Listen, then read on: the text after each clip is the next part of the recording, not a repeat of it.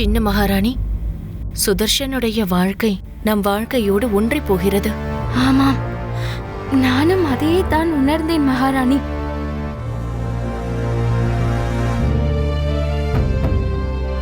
போட்டியின் இறுதி முடிவு எங்கள் கையில் இருக்கிறது. இரண்டாவது சுற்றில் அனைத்து போட்டியாளர்களும் கலந்து கொண்டார்கள். அவர்களுக்கு எங்களுடைய மனமார்ந்த வாழ்த்துக்கள்.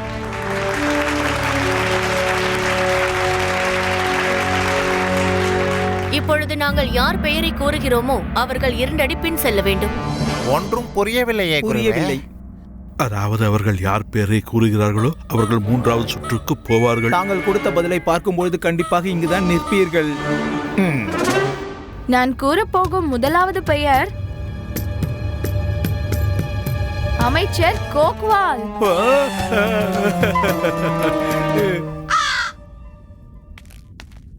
இரண்டாவது பெயர் மகா மந்திரியார் ஹிமாரிசு அவர்கள். இதை என்னால் நம்பவே முடியவில்லை. யார் இப்பொழுது பின்னால் சென்றார்களோ அதோடு யார் பெயரை நாங்கள் கூறினோமோ அவர்கள் போட்டியில் இருந்து விலகிவிட்டார்கள். அடுத்த போட்டி பண்டிதர் ராமகிருஷ்ணன், சுதர்ஷன் அவர்கள் மற்றும் ராஜகுரு தத்தாச்சாரியர் நடுவில் நடக்கும். அதில் இருந்து சிறந்த கணவர் தேர்ந்தெடுக்கப்படுவார். அவரே வெற்றியாளரும் ஆவார். இரண்டாவது கட்டத்தில் ஜெயிச்ச போட்டியாளர்களுக்கு ராஜ்யத்தின் சார்பாக 500 பொற்காசுகள் சிறப்பு பரிசாக வழங்கப்படுகிறது.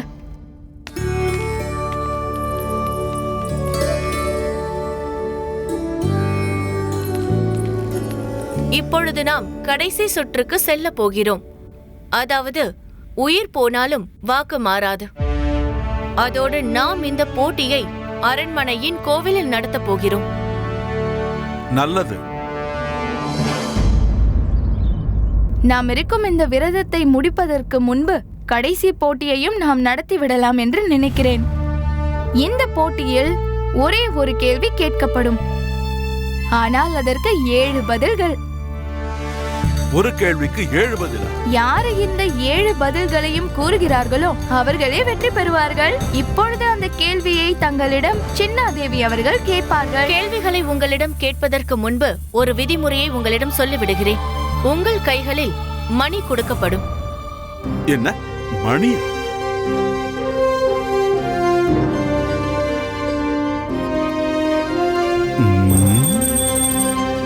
இந்த மணிக்கு பின்னால் இருக்கும் ரகசியம் என்ன? மகாராணி சின்னாதேவி, இந்த மணியை அடித்துக்கொண்டே பதில் சொல்ல வேண்டுமா? இல்லை குருதேவா, பதில் கூறுவதற்காக மணி அடிக்க வேண்டும். அதாவது முதலில் யார் மணி அடிக்கிறார்களோ அவர்களே பதில் கூறுவார்கள். அவர் கூறும் பதில்கள் சரியாக இருந்தால் அவரே இந்த போட்டியில் வெற்றி பெறுவார். கேள்வி என்னவென்றால், கணவன் மனைவிக்கு விவாகம் நடக்கும் பொழுது விவாகத்தில் பல முக்கியமான அம்சங்கள் நடப்பதுண்டு. விவாகத்தில் நடக்கப்படும் 7 வலம். ஆம் குருதேவா, ஆனால் கேள்வி இது அல்லவே. 7 வலம் வரும் பொழுது ஒவ்வொரு சுற்றிற்கும் 7 புனிதமான வாக்கு உண்டு. அந்த 7 வாக்குகள் என்னவென்று சொல்ல வேண்டும்.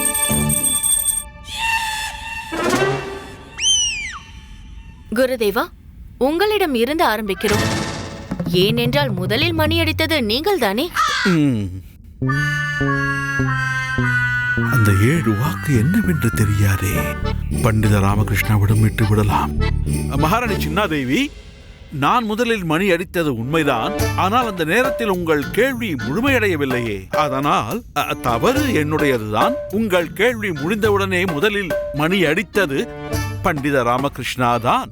அதை எல்லோரும் கவனித்தார்கள். அதனால் முதல் சந்தர்ப்பத்தை நான் பண்டித ராமகிருஷ்ணாவிற்கு கொடுக்க விரும்புகிறேன். அதுதானே நியாயமும் கூட. அப்படியே நடக்கட்டும். தப்பித்தேன். மகாராணி, அனுமதி உண்டா? 7 வாக்குகளையும் சொல்வதற்கு முன் என்னுடைய மனைவியான சாரதா என் அருகில் இருந்தால் நன்றாக இருக்கும்.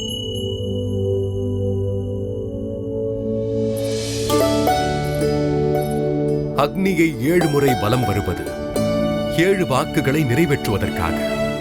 இதுதான் அனைவருக்கும் தெரியுமே ராமகிருஷ்ணா. அந்த வாக்கு என்னவென்று எடுத்துச் சொல்லுங்கள்.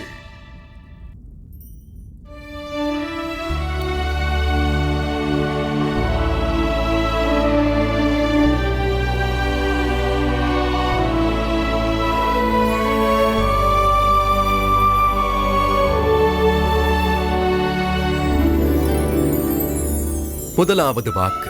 மனைவி கணவனை பார்த்து, நீங்கள் தீர்த்த யாத்திரை செல்லும் போது என்னையும் உடன் அழைத்து செல்லுங்கள் என்று கூறுவாள். பூஜை புனஸ்காரங்கள் மற்றும் விரதம் இருக்கும் போது அதில் நானும் பங்கு கொள்வேன் என்பது. இன்று உங்களது மனதில் எனக்கு என்ன இடம் தருகிறீர்களோ அது என்றென்றும் நிலைத்திருக்க வேண்டும் என்று கேட்பது. இரண்டாவது சுற்று உங்கள் தாய் தந்தை இனி எனக்கும் தாய் தந்தை என்று வாக்களிப்பது. உங்களை பெற்றவர்களை நீங்கள் எப்படி மதிக்கிறீர்களோ அதே போல் அவர்களுக்கு நானும் மதிப்பளிப்பேன் என்று கூறுவது.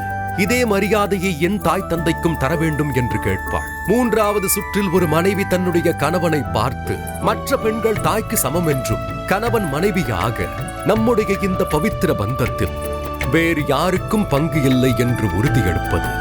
நான்காவது சுற்றில் அவள் கணவனை பார்த்து,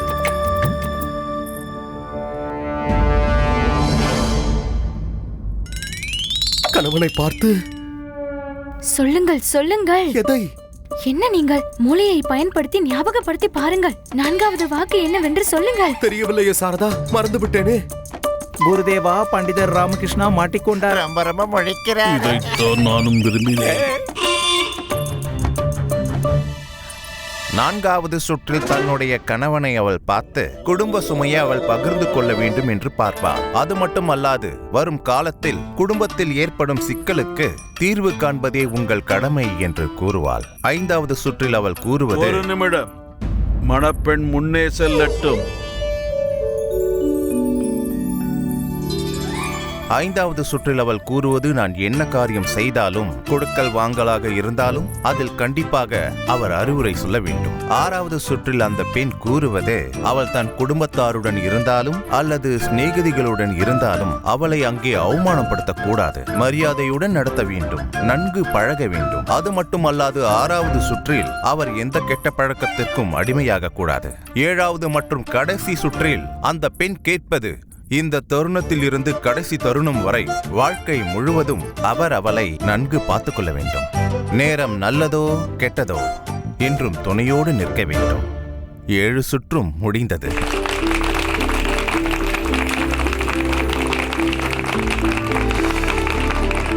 எங்கள் விஜயநகரத்து மாமன்னர் இங்கு இருந்திருக்க வேண்டும், அற்புதம் என்று பாராட்டியிருப்பார். நானும் மகா ஞானிதான், என்னாலும் பதில் கூறியிருக்க முடியும். நீங்களே சொல்லிவிட்டீர்கள், மிகவும் நல்லது. பண்டித ராமகிருஷ்ணாவும் முயற்சி செய்தார், இருந்தாலும் பாவம் ஜெயிக்க முடியவில்லை. இந்த போட்டி முடிவடைந்தது. சுதர்ஷன் அவர்களே, உங்களுடைய 2 மனைவிகளும் கொடுத்து வைத்தவர்கள். அவ்விருவர்களுக்காக உங்கள் மனதில் சிறந்த இடம் இருக்கிறது. உங்கள் பாக்கியத்தை பற்றி நீங்களே பேசுகின்றீர்கள் மகாராணி. கேட்கவே மகிழ்ச்சியாக உள்ளது. நானும் கொடுத்து வைத்தவன் தான். சுதர்ஷன் அவர்களே, நன்றி நன்றி, மிக்க நன்றி. வாருங்கள், நாம் ஒன்றாக சேர்ந்து விரதத்தை முடிக்கலாம். இதை உடனே செய்யுங்கள்.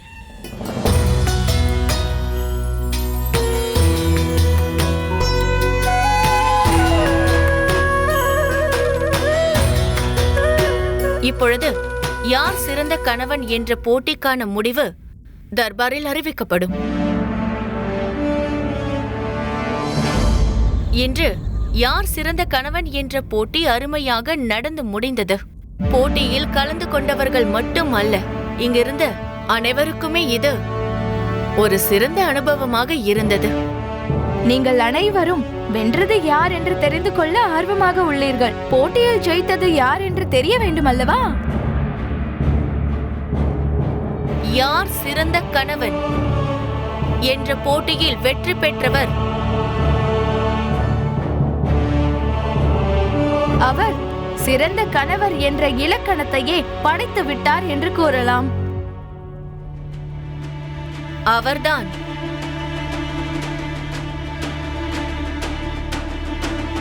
சுதர்ஷன் அவர்கள்.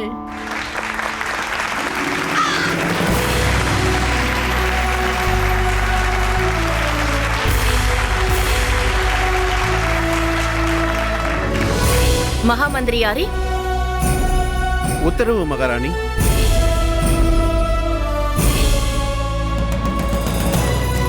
விஜயநகரத்தின் சிறந்த கணவன் ஸ்ரீமன் சுதர்சனன் அவர்களுக்கு மொத்தமாக 1000 பொற்காசுகள் பரிசாக வழங்கப்படுகிறது. நன்றி நன்றி.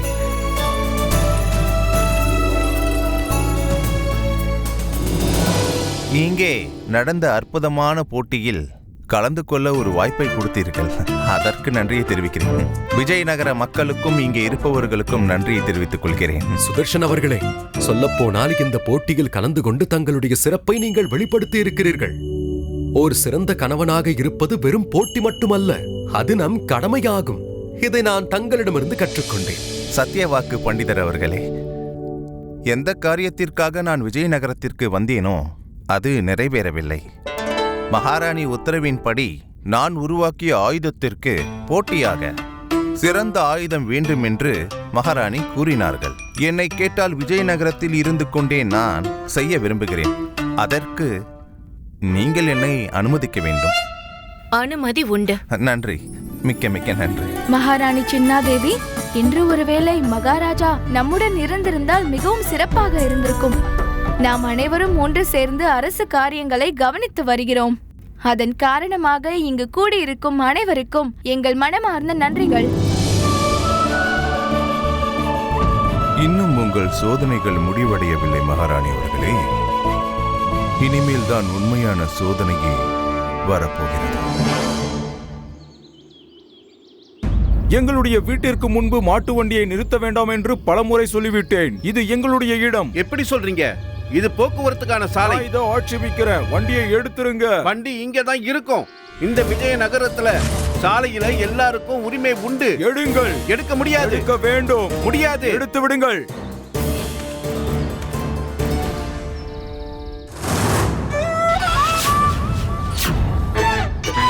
எது தங்களுக்கு சொந்தமில்லையோ அதற்காக சண்டை போடுகிறீர்கள்.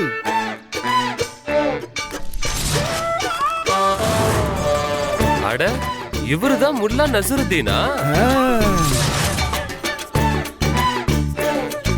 ஏன் பின்னால் நடந்து வருகிறீர்கள்? எனது பெயர் முல்லா நசுதீன். எதையும் வித்தியாசமாக செய்பவன் நான். அப்பொழுதுதான் உலகமே என்னை திரும்பி பார்ப்பார்கள். முதல் முறையாக விஜயநகரத்திற்கு வருகிறீர்களா? எல்லா ஊரும் எல்லாருக்கும் சொந்தம் அல்லவா, அதான் வந்தேன். இதைத்தான் இவனுக்கு புரிய வைக்க முயற்சி செய்யறேன். இது ராஜ்யத்தின் பூமி, மகாராஜா தேவராயருடையது. ஆனால் இனி கிடையாது. அப்படி என்றால் அதையும் நான் விளக்கி சொல்கின்றேன். அதாவது மகாராஜா கிருஷ்ணதேவராயர் கொடுத்திருக்கும் வாக்காகும். இனி இந்த விஜயநகரத்தில் இருக்கும் ஒரு புடி மண்ணும் என் இளவரசருக்கு சொந்தமாகும். நீங்கள் சொல்வது புரியவில்லை. யாருக்கு முதலில் புரிய வேண்டுமோ அவர்களுக்கு புரிய வைப்போம். சரியா? இப்பொழுது நாம் செல்வோம். 2 மகாராணிகளையும் பார்ப்போம். வாருங்கள், வாருங்கள். இந்த விஜயநகரம் உங்களுக்கே சொந்தம். ஆமாம் மகாராணி, நானும் இதையே தான் யோசித்தேன். சுதர்ஷன் அவர்களுக்கும் நம் மகாராஜாவுக்கும் நிறைய ஒற்றுமை உள்ளது. ஒற்றுமையா? அது எப்படி? அவரது பேசும் இயல்பு, அவருடைய எண்ணங்கள் மகாராஜாவுடன் ஒன்று சேருகிறதே. ஆம், அது மட்டுமல்ல, அவருக்கும் 2 மனைவிகள் நம்மளைப் போலவே.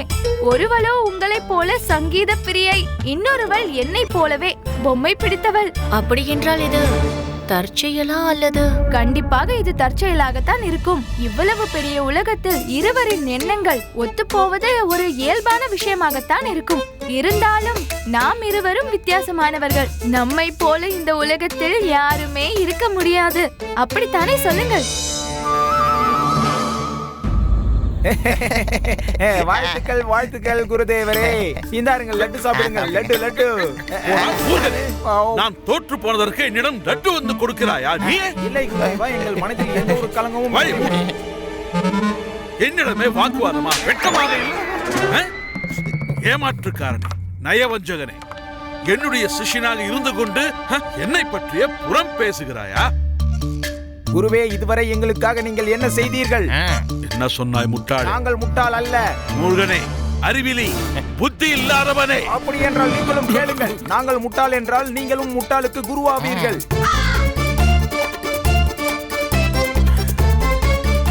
தைரியம் உனக்கு? என்ன சொன்னாய்? உனக்கு லட்டு என்றால் பிடிக்கும் அல்லவா? இதோ உனக்கு கொடுக்கிறேன். ஒன்றென்ன, சாப்பிட்டு கொண்டே இரு. குருதேவரே, நீங்கள் எங்களுக்கு அநியாயம் செய்கின்றீர்கள்.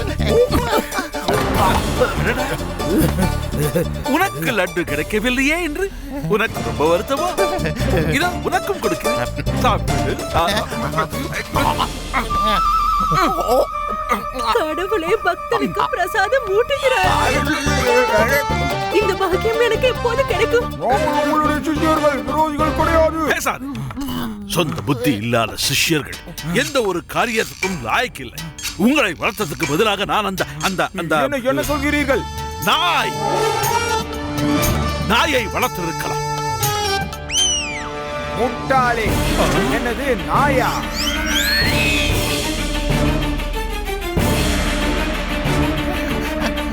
குருதேவரே, அவன் உங்களை முட்டாள் நாய் என்று கூறிவிட்டான். இல்லை. கடவுளே, இதையெல்லாம் கேட்பதை விட நான் இறந்தே போயிருக்கலாம். இல்லை சுவாமி, இதையெல்லாம் என்னால் கேட்க முடியவில்லை.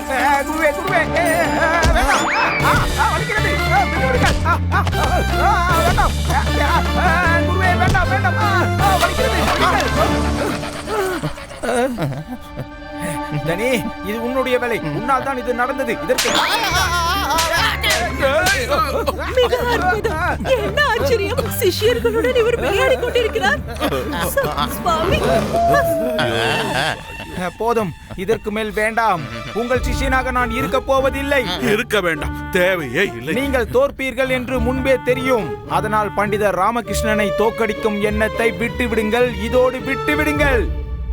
அவருக்கு இருக்கும் மூளையில் ஒரு துளி கூட. போதும் போதும், நிறுத்து.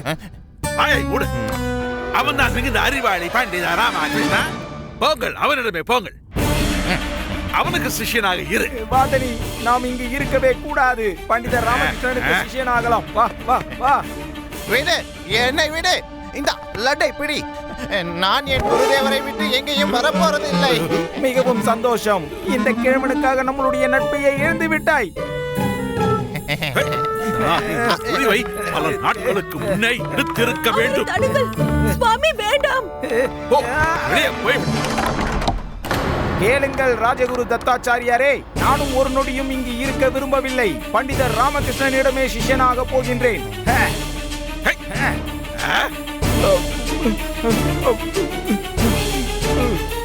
குருதேவர் என் கூட இப்படி எல்லாம் நடந்திருக்க கூடாது. என்னை அடித்து அந்த வீட்டை விட்டே விரட்டி விட்டார். அந்த குருதேவருக்கு இவ்வளவு நாட்களாக நான் சேவை செய்தேனே. நான் எனது வாழ்க்கையில் இவ்வளவு அழுது புலம்பியதே இல்லை.